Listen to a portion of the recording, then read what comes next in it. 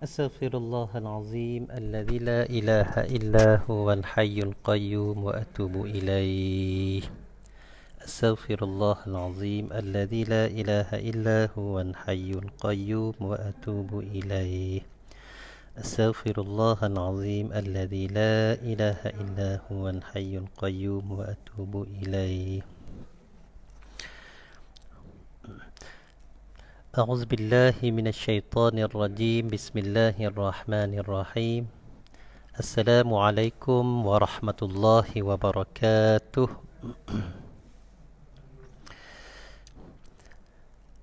إن الحمد لله نحمده ونستعينه ونستغفره ونؤمن به ونتوكل عليه ونعوذ بالله من شرور أنفسنا ومن سيئات أعمالنا. من يهده الله فلا مضل له ومن يضلله فلا هادي له ونشهد أن لا إله إلا الله ونشهد أن محمدا عبده ورسوله. اللهم صل وسلم على سيدنا محمد وعلى آله وأصحابه أجمعين. أما بعد. قال رب اشرح لي صدري ويسر لي أمري واحلل عقدة من لساني يفقه قولي. آمين يا رب العالمين. Alhamdulillah, sahabat-sahabat muslimin dan muslimat, ya tuan-tuan dan puan-puan yang dihormati lagi yang dirahmati oleh Allah Subhanahu wa taala. Alhamdulillah, ya pada malam ni boleh masuk lagi memahfurkan, insya-Allah, ya sementara tunggu solat Isya, solat tarawih, boleh muzakarah sedikit ya. InsyaAllah pada malam ni Alhamdulillah.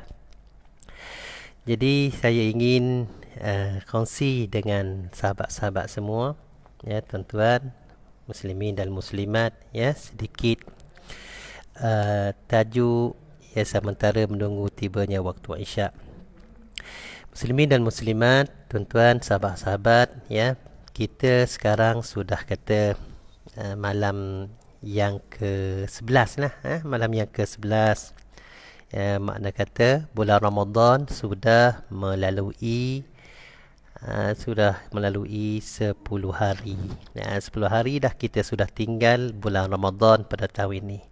Maka kita tak dapat ulang balik ataupun kembali ke balik 10 hari yang lepas. Yang lepas biar lepas. Ya, kita usaha lagi insya-Allah, ya dalam masa lebih kurangnya 19 hari ataupun 20 hari lagi, ya untuk kita ya terus lagi amal ibadat, terus lagi kita lakukan amal-amalan yang sunat, ya pada bulan Ramadan, bulan yang penuh dengan keberkatan dan tawaran-tawaran kepada kita ini.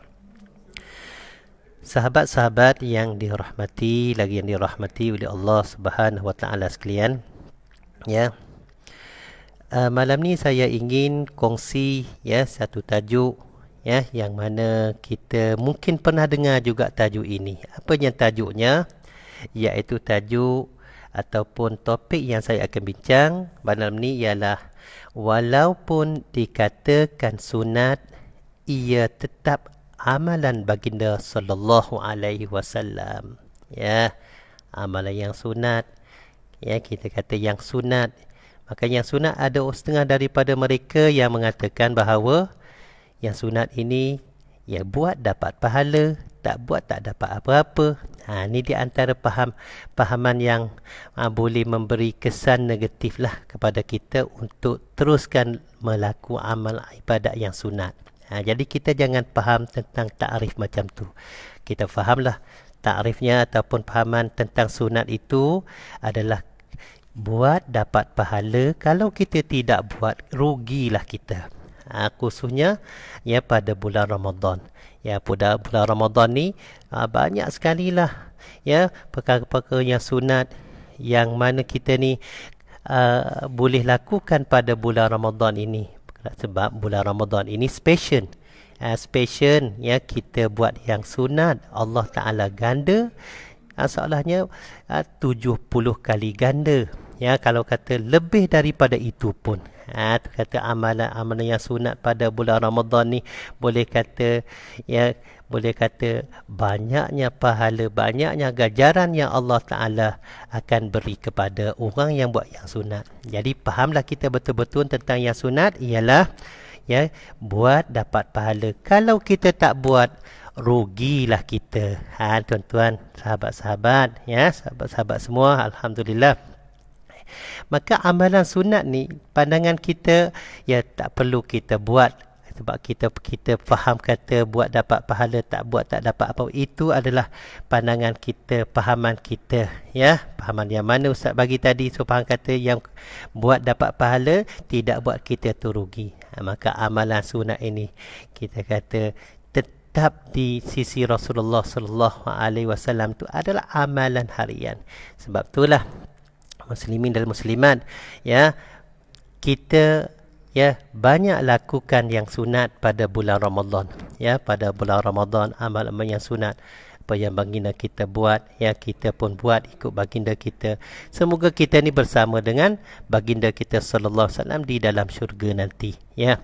Maka Ustaz ingin kupas, ya, beberapa perkara yang dikata amalan-amalan yang mana amalan itu amalan yang dikatakan sunat tapi tetap adalah amalan baginda kita sallallahu alaihi wasallam, ya.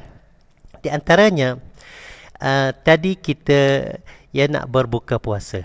Tu satu. Yang pertamanya tadi kita nak berbuka puasa, ya, pada hari yang ke-10, ya, 10 bulan Ramadan kita lihat tadi kita nak berbuka puasa. Maka kita di hidangan, di hidangan ada juadah, ya, makanan, minuman berbezalah kita katanya.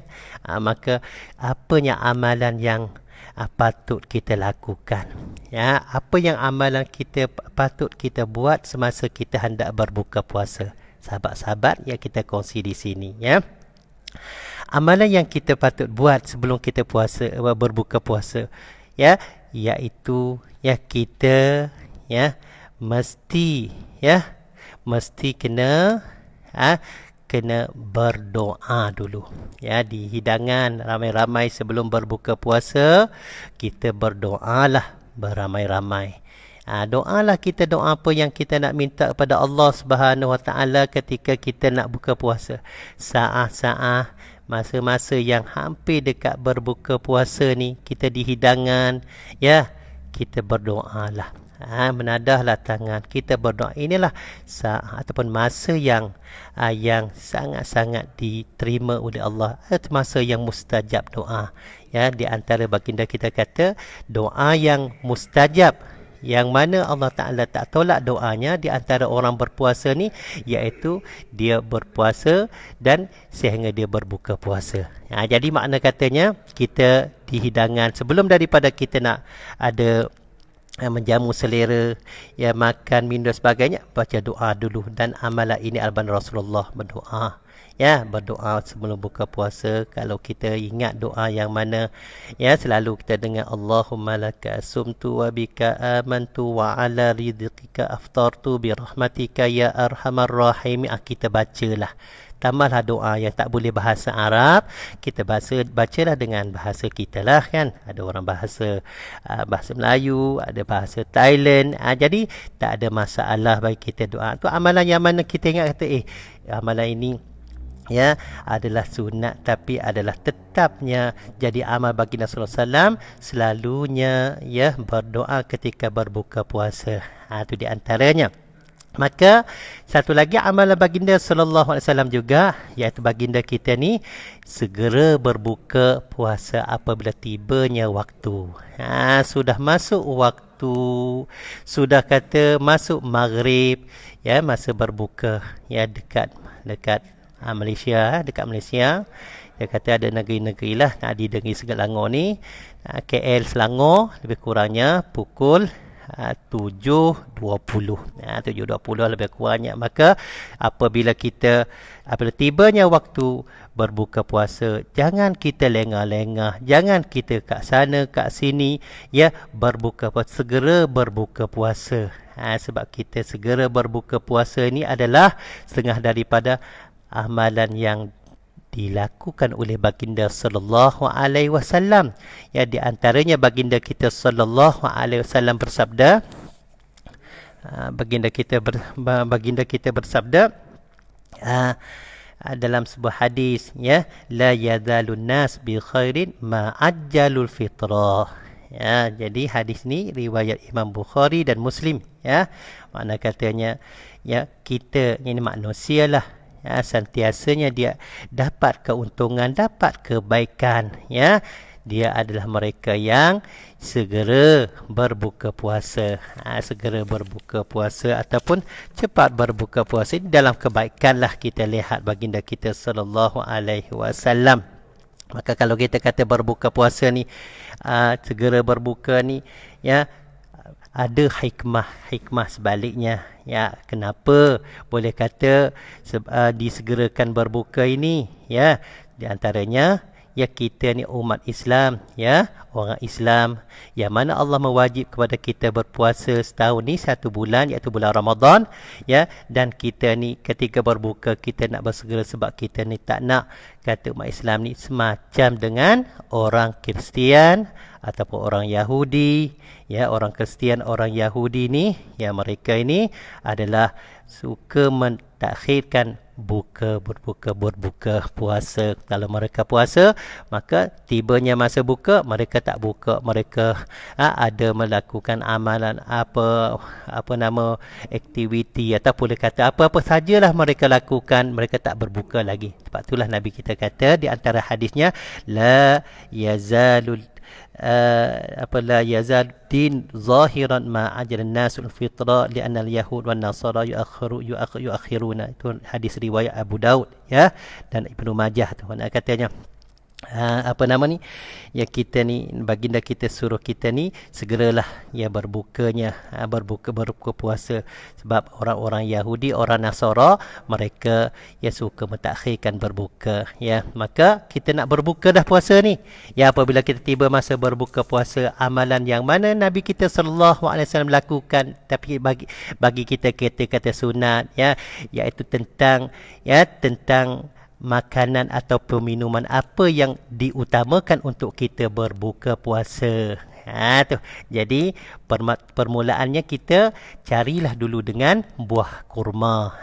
Kita carilah buah kurma, kan disunatkan kita berbuka puasa dengan tamar ataupun buah kurma. Cari buah kurma dulu, masuk kurma dulu, ya. Lepas baca doa, ya, makan buah kurma. Lepas makan buah kurma, minumlah air, minum air suam dulu, atau minumlah air yang tidak kena ais batu dan sebagainya. Kita minum yang tu dulu, sebab air suam ni kita kata elok saluran darah kita, dia jalan dulu bagi lancar lebih kurang, ya. Kita masuk dia, barulah kita nak minum, nak makan makanan yang lain. Maka buah kurma lah diutamakan untuk kita jadikan, ya, amalan berbuka puasa yang mula-mula sekalinya, ya. Sebab itulah kalau kita lihat baginda kita utamakan buah kurma. Ya, kalau ada satu masa, satu hari yang tak ada kurma untuk berbuka puasa, apa yang Nabi kita cari? Nabi kita cari air dulu, air yang suam ataupun kita kata air mineral, air biasa, ya, air minumlah, air yang tak ada panas, tak ada sejuk, air setidak, guna air biasa dulu. Kalau tak ada kurma lah, sekarang ni kurma banyak, ya, masukkan kurma dulu. Sebab ya, manis kurma ni adalah manis, dia adalah manis yang boleh kata memberi, ya, saluran darah kita jalan dengan lancar, tentang kesihatan kita. Kita nak puasa lagi pada esokkan hari itu, ya. Sebab itulah baginda kita sallallahu alaihi wasallam bersabda, sahabat-sahabat sekalian, Ya, dalam sebuah hadis daripada Salman yang bin Amir, baginda kita bersabda, "Idza aftara ahadukum falyuftir ala tamrin." Ya, apabila berbuka puasalah seorang kamu, ya, maka hendaklah kamu berbuka puasa, ya, atas tamar dengan gunakan buah kurma, buah tamar. Ya, apa sebabnya? Fa innahu barakah. Sebab dia adalah barakah. Kita kata ada keberkatan kita berbuka puasa dengan buah kurma, sahabat-sahabat semua, ya. Kemudian baginda kata fa innahu barakah. Fa illam yajid tamran falma, ya, fa innahu tahurun. Ya, jika kamu tak dapat buah kurma, maka berbuka puasalah dengan air, ya, maka susu air itu adalah bersih, ya. Ini adalah hadis riwayat Abu Daud dan Imam Tirmizi dia kata hadis ini adalah hadis hasan sahih lah. Boleh kita bersama-sama beramal. Itulah amalan yang sunat, ya, dianggap sebagai sunat, tetapi tetap amalan baginda sallallahu alaihi wasallam. Tuan-tuan, ya, sahabat-sahabat, ya. Kemudian kita terusnya, apa lagi amalan yang sunat yang mana patut kita lakukan, ya, amalan yang sunat yang tetap yang tetap diamalkan oleh baginda kita sallallahu alaihi wasallam. Kita satu lagi, iaitu yang keberapa? Yang ketiga. Yang ketiga, sahabat-sahabat semua, iaitu tentang sahur. Ya, kita sentuh tentang sahur. Ya, sahur. Ya, kata sahur. Ya, makan sahur lah. Makan sahur. Maka makan sahur ni adalah, ya, yang mana amalan dikata sunat, tetapi dikatakan sunat, tapi amalan yang telah dilakukan oleh baginda sallallahu alaihi wasallam. Tu kata sahur. Ya, sebab kita nak sahur ni, nak supaya kita ni, ya, ada tenaga, ada kekuatan, ya, kita nak berpuasa pada esokkan hari. Kita kata macam itulah, kan. Ya, kalau kita berbuka puasa, kita makan, ya, kita makan, minum, makan selesainya, kemudian kita tidur, ya. Contohnya lepas solat tarawih kita terus kita bangun tak makan. So, kita nak puasa pula, ya, pada siang hari. Jadi kita lihatlah keadaan kita tak bersahur, bagaimana lemahnya tubuh badan kita, jadi lapar, jadi dahaga dan sebagainya. Adalah boleh membawa kepada jejak tentang kesihatan, boleh katanya kita ni, ya. Maka sahabat-sahabat, ya, sahurlah kita, ya, sebab masa kita bersahur, ya, adalah berkat bagi kita. Ya, kita selepas solat tarawih, ya, kita ada nak tadarus baca Al-Quran, maka kita rehat, kita tidur, kita bangun sahur pula. Ya, kita bangun sahur. Bolehnya kita sahurlah, ya, akhir-akhir ataupun boleh kata dekat-dekat nak masuk imsak. Ya, kita kata kita lewatkanlah tentang sahur. Ya, jadi sunat kita takhirkan sahur. Ya, jadi kalau kita tak ada makanan, minuman yang berat, kita kata makanan, nasi ke roti ke, boleh kita sahur walaupun dengan segelas air ataupun dengan kurma. Sebab di dalam sahur ini baginda kita kata adalah keberkatan, berkat orang yang bersahur. Ya, maka kita seandainya lah kita bangun terlewat, ada lagi masa ni, kita kata boleh kata kalau imsak sekarang ni pukul berapa imsak? Imsak ni, tuan-tuan, boleh kata dalam pukul 5.44 di Malaysia lah, ya kan. Subuh 5.54, lebih kurangnya 8 minit lah lepas imsak. Maka 8 minit nak masuk subuh ni. Jadi 8 minit tu dia bagi amaran dah kita imsak ni, kata so kita buat persiapan lah untuk nak teruskan berpuasa. Boleh berhentilah kita nak makan ketika itu. Boleh nak bersih, gosok gigi dan sebagainya. Katanya, ya, masa imsak ni boleh lagi dimakan sehingga sampai masuk subuh, tetapi kita seelok-eloknya kita berhentilah ketika itu, ya, buat persiapan nak gosok gigi, nak apa semuanya, ya. Jadi lebih baiknya ada orangnya kata orang makan sampai azan subuh. Tu jadi tak eloklah bagi kitanya. Jadi kalau kita jaga betul-betulnya, maka sahabat-sahabat, ya tuan-tuan dan puan-puan, ya inilah kita lihat, ya apa yang kita nak, apa yang kita nak, dengan makanan, dengan minuman, apa yang kita nak bersahur di atas menu masing-masing lah, ya di atas menu masing-masing. Tapi kan di sini kita lihat, kita masa bersahur janganlah kita tinggal, ya buah kurma. Kita buah kurma jangan kita tinggal. Sebab baginda kita sallallahu alaihi wasallam ni, ya amalan yang bersahur selalunya Nabi kita akhirkan sahur Nabi kita ni, ya sahur dengan kurma. Dengan kurma tak tinggal, ya makan buah kurma. Sebab tu baginda kita bersabdakan nikmat sahur at-tamrah. Tu nikmat sahur at-tamrah, makna kata sebaik-baik sahur adalah buah kurma. Sebaik-baik kan sahur adalah buah kurma. Yarhamullahul musahirin. Allah Taala sayang bagi orang yang yang bersahur. Ini antara baginda kita bersabdanya. Katanya kita bangun sahur, ya kalau ada makanan berat macam nasi ke roti apa, kita makanlah. Tak ada masalahnya. Dan kalau kita tak ada makanan itu, kita kata tak payah bangunlah sahur. Sebab apa? Makanan pun tak sedap, tak ada. Kita ingat, ya amalan sahur ni amalan baginda sallallahu alaihi wasallam. Ya, kemudian baginda walaupun dengan sebiji kurma, walaupun dengan air dengan segelas air, tu adalah barakat apabila kita nak puasa pada esokkan hari ini, ya. Maka apabila kita renung sini sahabat-sahabat, ya semua, apa nama ni, masa jarak yang baginda kita bersahur itu, ya jarak dia antara subuh lah kita katanya, ya akhir baginda ataupun takhir baginda kita sallallahu alaihi wasallam bersahur, ataupun berkata disunatkan kita takhirkan sahur ni sekadar mananya, ya kalaulah zaman Rasulullah, para sahabat, ya mereka buat kiraan dengan apa, dengan membacakan 50 ayat, 50 ayat daripada Al-Quran. Bacalah 50 ayat dalam Al-Quran.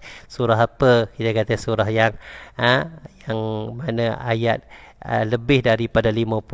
Maka 50 ayat yang kita baca sekarang itulah masa yang bersahur. Kita bersahur, ya masa bukan perlunya kata panjang. Jadi kita sudah makan, sudah apa, kita boleh buat persiapan. Ada setengah mereka ni, ya mereka yang nak buat witir pada akhir, ya pada akhir masa lah, katanya dia tak buat tengah malam lagi, dia nak buat lewat dekat subuh. Sebab sunat witir ini adalah disunatkan kita takhirkan. Ada orang ni, ya dia makan sekejap, ya maka dia pergi terusnya sambung lagi witir, sambung solat witir akhir. Jadi bolehlah di atas selera kitanya.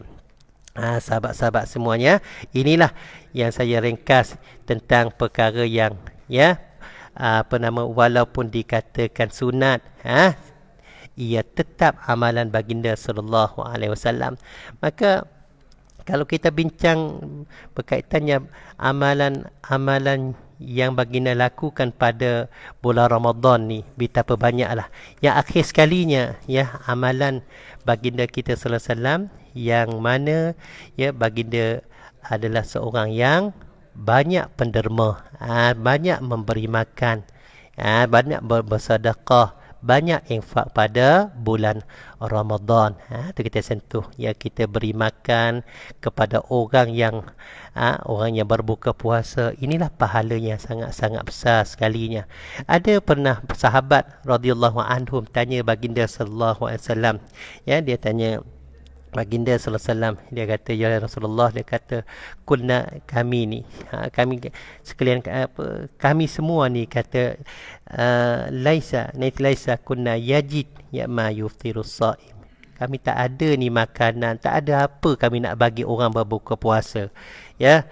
Maka Nabi kita pun bersabda, Nabi kita bersabda, dia kata, Allah Ta'ala yu'tillahu hadha sawab, ya Allah Ta'ala bagi pahala, Allah Ta'ala berikan pahala man fattara sha'iman, orang yang memberi orang berbuka puasa ni. Mana ala tamratin, dengan buah kurma pun. Ya, dengan buah kurma, kita kata buah kurma, dia beri buah kurma, ataupun minuman syurbati ma'in, ya, gelas minum air je. Ya, bagi air minum, ya, ataupun susu, kita bagi, okay, ambillah susu segelas, saya tak ada apa ni, ya, makanan yang kegemaran yang tak ada, tapi saya nak bagi juga orang yang berbuka puasa ni boleh rasa apa yang saya sediakan, ya, walaupun buah kurma, walaupun dengan air, segelas air, walaupun dengan susu, maka tetap dapat pahala, tak kurang. Sebab itulah apa yang kita dapat faham dalam hadis baginda bersabda, hadis riwayat Imam Tirmizi, man fattara sha'iman kana lahu mislu ajrihi ghairu annahu la yanqusu min ajri shaim syai'un. Siapa yang memberi orang berbuka puasa ini, dia dapat pahala tak kurang pun daripada pahala orang yang yang puasa, yang mana berbuka puasa dengan apa yang dia beri itu. Makna kata pahala betapa banyaknya, ya, la yang tak kurang, la yang kutumin ajri shaim syai'un, tak kurang sedikit pun. Sebab itulah tuan-tuan, orang yang memberi orang buka puasa ni adalah, ya, dia di sisi Allah Subhanahu Wa Taala ni adalah maghfiratul lizunubi, Allah Taala ampun dosanya. Ya tuan-tuan, bulan Ramadan, ya, kita kata amalan baginda sallallahu alaihi wasallam, di antaranya banyak baginda kita infak, beri orang berbuka puasa. Ya, sekarang kita kata musim